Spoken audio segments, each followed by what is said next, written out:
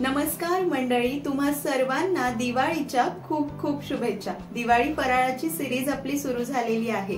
फराळाच्या ताटातला सगळ्यांना आवडणारा पण करायला थोडासा अवघड वाटणारा पदार्थ आज आपण साध्या सोप्या सुटसुटीत पद्धतीने तयार करणार आहोत।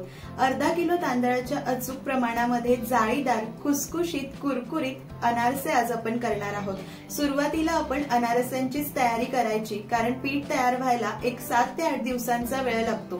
मग आपली वेळेवर धांदल होत नाही, काही गडबड होत नाही। सुरुवातीला अनारसांचं पीठ तयार करायला घेतलं की वेळेवर बरोबर आपले अनारसे तयार होतात। अनारसे तेलात विरघळू नये, अगदी परफेक्ट व्हावे यासाठी खास टिप्स आणि ट्रिक्स सुद्धा आहे।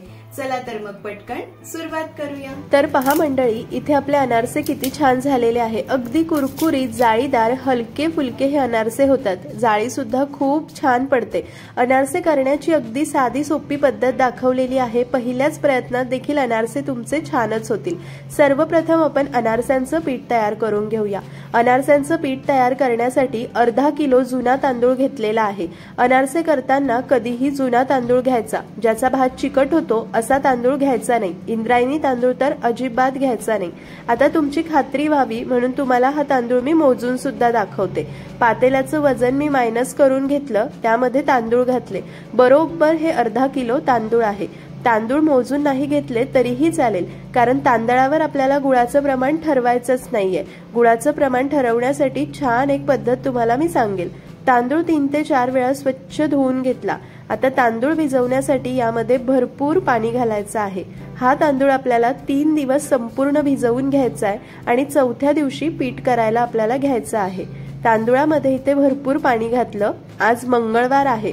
मंगळवारी 10 वाजता मी हा तांदूळ भिजवलाय, म्हणजे बुधवारी 10 वाजता एक दिवस पूर्ण होईल, गुरुवारी 10 वाजता दुसरा दिवस पूर्ण होईल, शुक्रवारी 10 वाजता तिसरा दिवस पूर्ण होईल आणि शनिवारी 10 वाजता चौथा दिवस असेल, त्या दिवशी आपण पीठ करायला घेऊ। आता तांदूळ आपण भिजवलेला आहे। एका गोष्टीची काळजी घेणं गरजेची आहे। प्रत्येक दिवशी आपल्याला तांदळातलं हे पाणी बदलून घ्यायचंय, म्हणजे बुधवारी मी हे पाणी फेकून देईल आणि यामध्ये अजून स्वच्छ पाणी घालेल। गुरुवारी आणि शुक्रवारी सुद्धा तसंच करेल, म्हणजे तांदळाला आंबट वास लागत नाही। आता हा तांदूळ झाकून मी भिजण्यासाठी बाजूला ठेवून देते आणि बुधवारी आपण याचं पाणी बदलूया।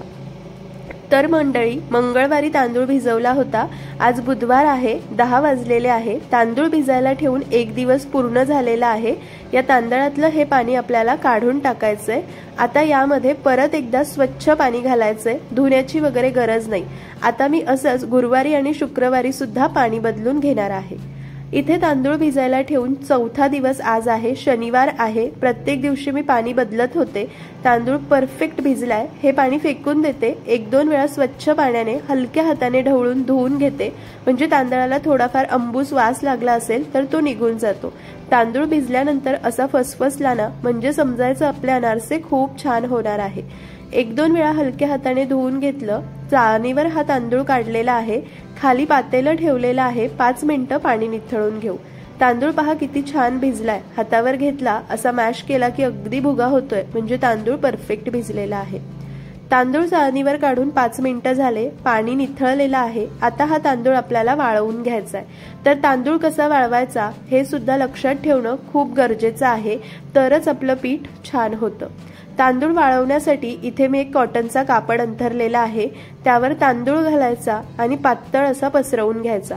आता हा तांदूळ वाळवताना पंख्याखाली अजिबात वाळवायचा नाही, उन्हात टाकायचा नाही किंवा घरात भरभर हवा येते अशा जागेवर सुद्धा वाळवायचा नाहीये। एखाद्या बाजूला घरातच आपल्याला सावलीमध्ये हा तांदूळ वाळवायचा आहे, पंखा अजिबात लावायचा नाही। फक्त 1.5 तास मी हा तांदूळ वाळवून घेणार आहे। तांदळातलं वरचं एक्स्ट्रा पाणी फक्त सुकायला हवं, बाकी तांदळामध्ये दमटपणा तसाच राहायला हवा, तरच आपलं पीठ छान होतं। इथे पहा, 1-1.5 तास मी हा तांदूळ वाळवून घेतला। अजिबात पंखा लावला नाही किंवा हवेला सुद्धा ठेवला नव्हता। एक्स्ट्रा पाणी याचं सुकलेलं आहे, पण तांदळामध्ये दमटपणा आहे। असा मुठीमध्ये तांदूळ घेऊन पाहायचा, आपल्या हाताला तांदूळ चिकटतोय म्हणजे तांदळामध्ये परफेक्ट दमटपणा आहे। 1.5 तासानंतर हा तांदूळ मी आता गोळा करून घेते, एका ताटामध्ये भरून घेते आणि लगेच आपण याचं पीठ करायला घेऊ। तांदूळ जर खूप कोरडा वाळला असेल ना तर आपलं पीठ खूप कोरडं होतं आणि अनारसे करताना मग पिठाला आपल्याला दूध लावत बसावं लागतं, म्हणून तांदूळ सावलीतच वाळवायचा, हवेला ठेवायचा नाही। आता हा तांदूळ आपण वाटून घेऊया, याचं पीठ तयार करूया। तांदूळ बारीक करताना शक्यतो मिक्सरचं लहान भांडं घ्यायचं, थोडे थोडे वाटले जातात पण एकसारखं पीठ तयार होतं। मिक्सरच्या भांड्यामध्ये तांदूळ काढला, आता जमेल तितकं बारीक याचं पीठ करून घ्यायचं आहे। इथे पाहू शकता तांदूळ बारीक करून घेतला, मस्त असं बारीक पीठ झालेलं आहे। किती जरी हे पीठ बारीक झालेलं असलं ना तरीही मैद्याच्या चाळणीने हे पीठ आपल्याला चाळून घ्यायचंय। थोडी जरी कणी जर राहिली ना तर आपले अनारसे तेलामध्ये विरघळतात। एक कोरडं स्वच्छ ताट घ्यायचं, पाण्याचा अंश सुद्धा नको, मैद्याची चाळणी घ्यायची, त्यामध्ये वाटलेलं पीठ काढून आपल्याला छान असं चाळून घ्यायचंय। चाळल्यानंतर वरती कणी राहते, ही कणी लगेच दुसऱ्या बॅचमध्ये बाकीच्या तांदळासोबत वाटून घ्यायची। उरलेली कणी अशीच काढून ठेवायची नाही, जर शेवटी वाटायला गेलंय तर ती खूप कोरडी होते आणि व्यवस्थित वाटली जात नाही। पाहू शकतात पीठ अगदी मैद्यासारखं बारीक झालेलं आहे। आता ही कणी आणि बाकीचे तांदूळ सगळे मी असेच वाटून घेते आणि चाळून सुद्धा घेते आणि एकत्रच तुम्हाला संपूर्ण पीठ दाखवते। तर मंडळी, संपूर्ण तांदूळ मी वाटून घेतले, गाळून घेतलं, छान असं पीठ तयार झालंय। अगदी ही थोडी कणी राहिलेली आहे, ही वाटली जात नाहीये, आता ही मी काढून टाकते। तर पीठ आपलं अगदीच छान झालेलं आहे। आता यामध्ये गूळ मिक्स करायचा आहे। तर गूळ किती घ्यायचा, त्याचं योग्य प्रमाण कसं ठरवायचं याची अगदी साधी सोपी पद्धत मी तुम्हाला दाखवते। पीठ पहा, अशी मूठ वळून पाहायची, असा मुटका तयार होतोय ना म्हणजे परफेक्ट दमटपणा आपल्या पिठामध्ये आहे। पीठ जर खूप कोरडं झालं ना मंडळी तर अनारसाचं पीठ खूप घट्ट तयार होतं। आता यामध्ये गूळ घालायचा आहे। अर्धा किलो तांदूळ आपण घेतला होता, त्यासाठी 375 ग्रॅम बारीक चिरून घेतलेला गूळ मी घेतलेला आहे। तरीही वजन तुम्हाला पाहण्याची गरज नाहीये, किती गूळ घ्यायचा मी तुम्हाला सांगते। तुमच्याकडे वजन काटा नसेल तरीही चालेल आणि काटा असेल, तुम्ही वजन करून घेतलेलं असेल गुळाचं, तरीही गूळ तसाच मिक्स करायचा नाही। घरातली एखादी कुठलीही वाटी घ्यायची, त्यामध्ये पीठ भरायचं, पीठ घालायचं, चमच्याने लेवल करायचं, म्हणजे एकसारखं पीठ वाटीमध्ये भरलं जातं, खूप दाबलंही जात नाही आणि खूप हवाही राहत नाही। संपूर्ण पीठ आपल्याला मोजून घ्यायचंय। तर एकूण किती वाट्या होतात त्याच्या अर्ध आपल्याला बारीक चिरलेलं गूळ घ्यायचं असतो, म्हणजे गुळाचं अगदी योग्य प्रमाण आपलं असतं। अनारसे छान कुरकुरीत होतात, अजिबात तेलात विरघळत नाही। एक वाटी मी काढली, ही दुसरी वाटी, त्यानंतर ही तिसरी वाटी आणि त्याचसोबत ही चौथी वाटी आहे। एकूण 5 वाट्या हे पीठ होतं, तर आपण यासाठी 2.5 वाटी गूळ घालणार आहोत, तर ही 5वी वाटी आहे। तर एकूण 5 वाट्या हे पीठ आहे। तांदूळ जरी तुम्ही अंदाजे घेतला ना तरीही चालेल, फक्त पीठ तयार झाल्यानंतर ते पीठ मोजून घ्यायचं। जितक्या वाट्या पीठ असेल त्याच्या अर्धा आपल्याला बारीक चिरलेला गूळ घालायचा आहे। 5 वाट्या पिठासाठी आपण 2.5 वाटी बारीक चिरलेला गूळ घालतोय। आता एक गोष्ट लक्षात घ्या, अनारसे करताना कधीही मऊ गूळ वापरायचा, कोरडा करकरीत गूळ वापरायचा नाही। मऊ गूळ वापरला की अनारसाचं पीठ मऊसूत होतं, अजिबात दूध, केळी, तूप त्याला लावण्याची गरज पडत नाही। बरोबर 2.5 वाट्या मी इथे गूळ घेतलेला आहे। वजनी 375 ग्रॅम होता, तर बरोबर तो गूळ संपलेला आहे आणि 2.5 वाट्या हा गूळ आहे। तुम्हाला वजन करून घेण्याची गरज नाही, जितकं पीठ आहे त्याच्या अर्ध गूळ घालायचा, म्हणजे जितक्या वाट्या पीठ त्याच्या अर्ध आपल्याला गूळ घालायचा आहे। आता हा गूळ आपल्याला व्यवस्थित यामध्ये एकजीव करून घ्यायचा आहे। या पद्धतीने गूळ न पाहताना असा हातावर मॅश करून पाहायचा, त्याची गोळी होते ना म्हणजे परफेक्ट गूळ मऊ असतो, असा मऊच गूळ घ्यायचा। छान असं एकजीव करून घेते। इथे पहा, मी व्यवस्थित एकजीव करून घेतलेला आहे, हाताने चोळून चोळून, तरीही हे पीठ एकसंध तयार झालेलं नाही। अजून एकसंध होण्यासाठी जर करायचं म्हटलं ना तर 1 ते 1.5 तास लागेल, म्हणून आपण याला थोडंसं मिक्सरला फिरवून घेणार आहोत, म्हणजे काही मिनिटांमध्ये आपलं छान असं पीठ तयार होतं।